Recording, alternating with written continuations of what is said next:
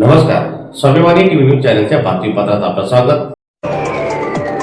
बालविवाह प्रतिबंधक कायदा व महिलांच्या सुरक्षिततेसंदर्भात मार्गदर्शन शिबिराचे करण्यात आले। आज आयोजन। समाजात वावरताना मुलींनी सजग असणे गरजेचे आहे असे मत धुळे आणि जळगाव जिल्हा बालकल्याण समिती सदस्य ॲडव्होकेट अनिता भांबेरे अहिराव मॅडम यांनी व्यक्त केले। श्री शिवाजी विद्या पतसंस्था संचलित BS देवरे तंत्रनिकेतन महाविद्यालयात विद्यार्थिनी संवाद कार्यक्रमात त्या बोलत होत्या। दरम्यान ॲडव्होकेट भांबेरे अहिराव मॅडम यांनी विद्यार्थ्यांना पोक्सो कायदा, बाल लैंगिक शोषण कायदा, बालविवाह प्रतिबंधक कायदा आणि महिलांच्या सुरक्षिततेबाबत मार्गदर्शन केले। त्याचप्रमाणे बालविवाह विरोधी ब्रँड ॲम्बॅसेडर होऊन विद्यार्थिनींनी बालविवाह थांबविण्यासाठी देखील प्रयत्न करावे असे आवाहन यावेळी मॅडमांनी केले।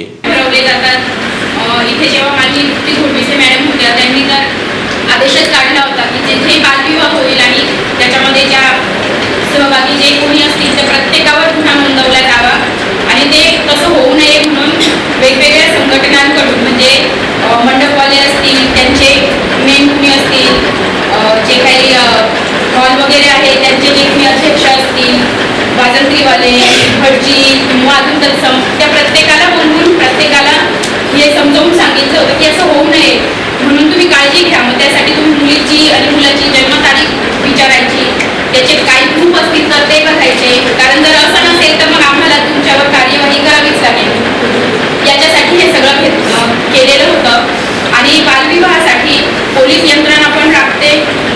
बालविवाहासाठी चाइल्डलाईनवाले पण नेहमी सजग असतात। केव्हाही कुठेही अक्षरशः म्हणजे जर दुर्गम एरिया असेल किंवा ट्रायबल एरियामध्ये जर जायचं असेल तर तिथे जर थांबवायचं म्हटलं बालविवाह तर खूप भानगडी होतात। ते लोक ऐकण्याच्या मनस्थितीत नसतात, पण ह्या गोष्टी समजून सांगताना तिथे स्थानिक नेते, स्थानिक जे कोणी प्रशासकीय अधिकारी आहे त्यांचा सहभाग त्याच्यामध्ये असतो। अंगणवाडी ताई, आशा वर्कर, शिवाय ह्या जी ग्राम बाल प्रतिबंधक समिती असते त्याच्यामध्ये ग्रामसेवक असतात, सरपंच, पोलीस पाटील असतात, आशाताई, अंगणवाडी सेविका या असतात, शिक्षक असतात, त्यांचा पण सहभाग नोंदवला जातो। आणि एक 9वी-10वीच्या वर्गातला एक मुलगा आणि एक मुलगी म्हणून पण प्रतिनिधी असतात की जेणेकरून काय आहे बालविवाह आणि त्याचे दुष्परिणाम काय होतात आणि ते सर्वांना समजावे म्हणून या सर्व यंत्रणा राबवली जाते।